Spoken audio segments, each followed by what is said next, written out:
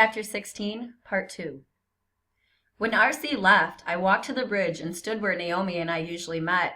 I hoped maybe she'd show up later, after she got her dad taken care of. Leaning against the bridge rail, I thought about RC Rydell. Was he lying about being in Jackson? Lying about Naomi? RC was mean, but I'd never known him to hurt his sister. But if he was telling the truth, who had been with Brian and Milam that night they kidnapped Emmett Till? Probably somebody as hateful to Negroes as RC, but I didn't want to think about it. Like Grandpa said, the trial was over, and nobody down here was going to be looking to start another one. Besides, I wanted to think about Naomi. I'd always known she'd had it bad living with her dad, but until tonight, I really had no idea how rotten things were for her. I didn't know what I could do, but I wanted to be there at the bridge if she decided she needed my help, or if she just wanted somebody to talk to. Maybe the best thing for her would be to get out of Greenwood and come back to Arizona with me. She could stay with my family a while, at least until we could find somebody in Tempe for her to live with. My sisters would love her, so would Mom. She could go to Tempe High with me. It'd be hard for her at first. Kids would tease her about her southern accent and stuff. But like RC said, Naomi was tough. She could handle whatever Tempe High threw at her.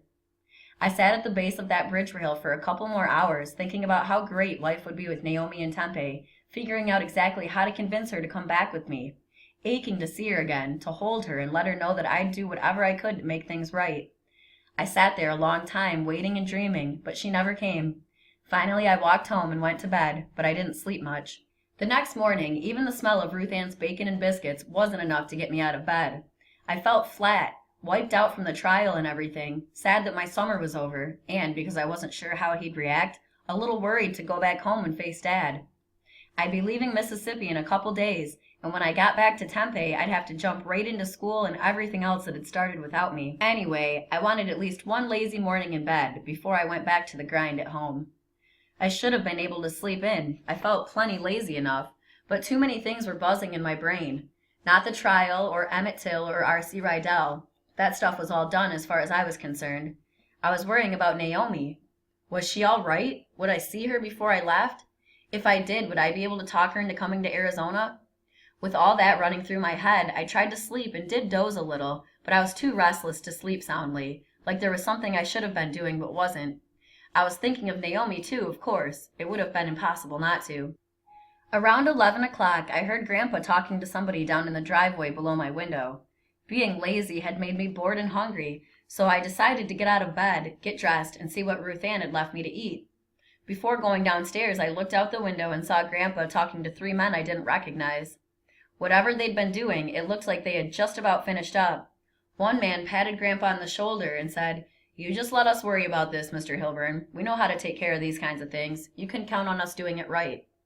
"I hope to get a fair price for it," said Grandpa. "It's been good to me all these years."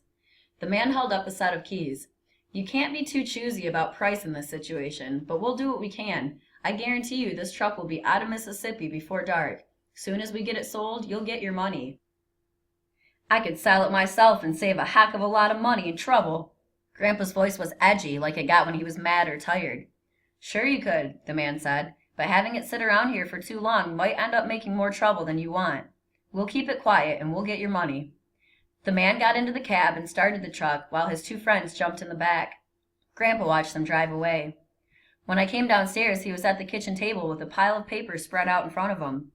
"So the dead rise again," he said with a smile. "Thought you'd never miss one of Ruth Ann's breakfasts." I decided to sleep in at least once before I have to go back to school. I went to the stove and found a plate of biscuits and jelly Ruth Ann had left. I took the plate to the table and sat down across from my grandfather. "Hey, Grandpa, what happened to the pickup?" "I sold the damn thing. It was getting too rattly for me. I'm going to get a car with automatic transmission." "A car? What are you going to do with a car? Can't haul stuff in it, can't take it out to the plantation.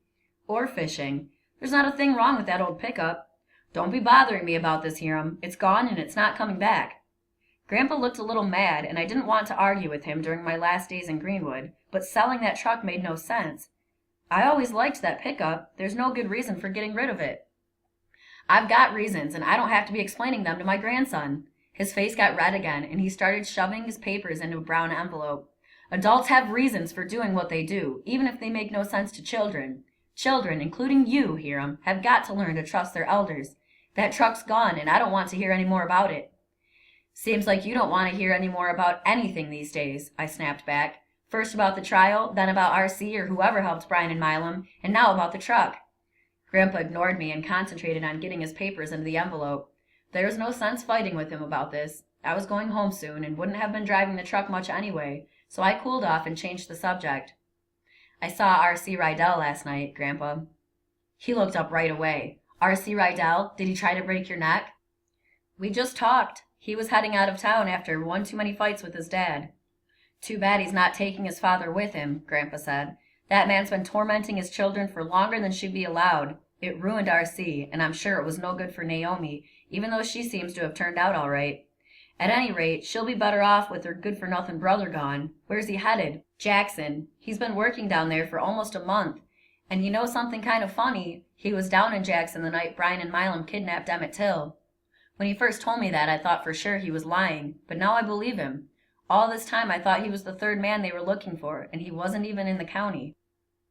I wouldn't trust that boy any farther than I could throw him, Grandpa said. His voice sounded hurried, nervous. You can't take anything he says for truth, though I never was convinced he had anything to do with all that trouble with Roy and J.W. Well, he's off the hook in case anybody ever starts trying to track down whoever else was in on that killing. I told you before, Hiram, no one in the Delta is going to bother with that case again. The jury gave a decision, and the judge accepted it. He got the last of his papers into the envelope and sealed it with the brass clasp. And now there's no evidence left to link any other person to the kidnapping. As they say, this case is closed. Grandpa smiled, looking more relaxed than he had since before the trial started. And now it looks like we're going to have to start working on getting you on a train to Arizona. Yeah. Do you think you can call Mom and Dad today and let them know that the trial's over and that I'm clear to leave now? News about the trial was in the papers all over the country, so I'm sure they know that trial's over, but I'll call and let them know you're coming home as soon as possible. I'd also better have Ruth Ann run over to the train depot and make sure we can get you a ticket for tomorrow or Monday. It surprised me that Grandpa was so cheerful about my leaving. Sure, I was anxious to get out of there as fast as I could, but I'd expected him to start with the usual sales pitch to stay in Greenwood. For most of my life, he'd been begging me to come back, and now it seemed like he couldn't wait for me to leave. But I didn't have time to figure him out right then. If I was going to be home soon, I had to talk to Naomi. I told him I had to go find a friend. Grandpa smiled. Of course, you have to say goodbye to the girlfriend. Don't be gone too long. You'll need to be getting your things packed up pretty soon. Grandpa pushed away from the table and went into the living room, and I headed out the kitchen door for Naomi's house. When I was walking down the driveway, I spooked Ronnie Remington, who had just come out of his house and was walking his path to the sidewalk with his head down. He almost ran into me when we reached the sidewalk at the same time. "Excuse me," he said nervously as he stopped dead in front of me, waiting for me to move out of his way so he could follow his route on the sidewalk. He looked up and his eyes got wide when he recognized me. I'm just going downtown to get some things. I should have been looking where I was going. Ralph's always telling me to look where I'm going, because if I don't, I'm going to run into things or get run over. He gulped and blinked rapidly. Not that I'm worried about getting run over, or that I'm saying you ever tried to run me over. I'm not saying that at all. No, not at all. You can trust me on that. I did not say that you were driving that old blue Ford pickup with that evil Rydell boy and tried to run me down. I did not say that, and you can rest assured that I will never say that to anyone, not a single solitary soul. His eyes glazed as he talked faster and faster.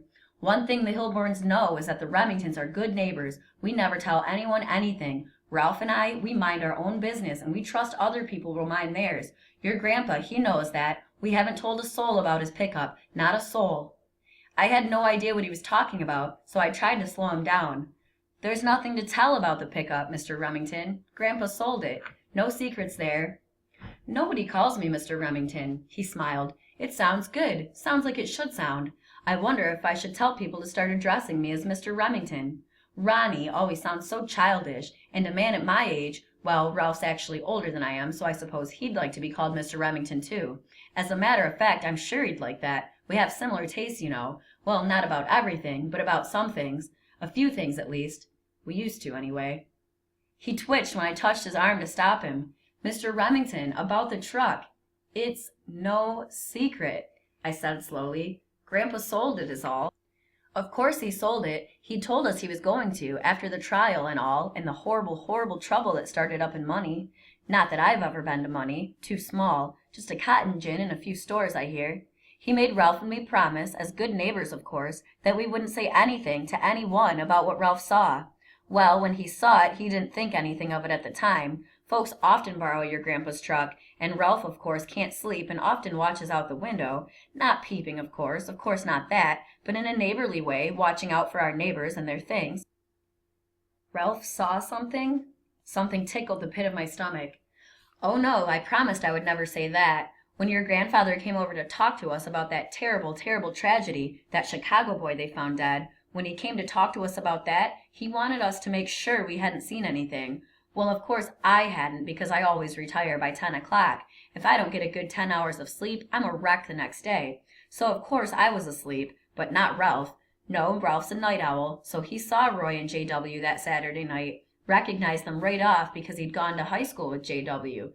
Of course, he's a few years older than J.W., but they were in school at the same time, so how could he not recognize them? Ralph remarked to me that he didn't know that your grandfather knew J.W., though. It was that next day he told me that about your grandfather and J.W. Milam.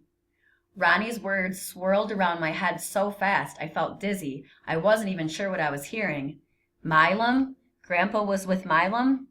I never said that, did I? Promised, Ralph and I, that we wouldn't tell anyone anything about it, and we haven't. We told your grandfather that except for when he told me, Ralph would not ever tell anyone that he'd seen Roy and J.W. drop him off late. Oh, very late that night. And that's probably why Ralph even remembered it. You know, he's so forgetful. He drinks, you know. Too much, if you ask me. But will he listen to me? No. Never has, never will. I'm the younger brother, so he thinks he doesn't have to listen to me, even though I'm the only one in the family with any common sense. The dizziness was getting worse, so I put my hands on Ronnie's shoulders to steady myself and to slow him down. Please, Mr. Remington, please talk in a straight line, will you? That startled him. He paused, looking at my hands on his shoulders, and when I let go, he started talking again, this time more slowly.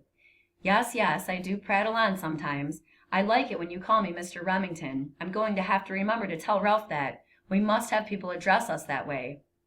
About Milam and Bryant, please. Of course you know about the trial. Ralph and I didn't go, of course, but we read all about it in the Commonwealth. They covered it well, don't you think? Something in there, even nice photos, about the trial every day. Comprehensive coverage, I'd say. Well, we were horrified to read all the details. Such a tragic, tragic thing. And Ralph read about your grandfather's pickup. That one witness, oh, what was his name?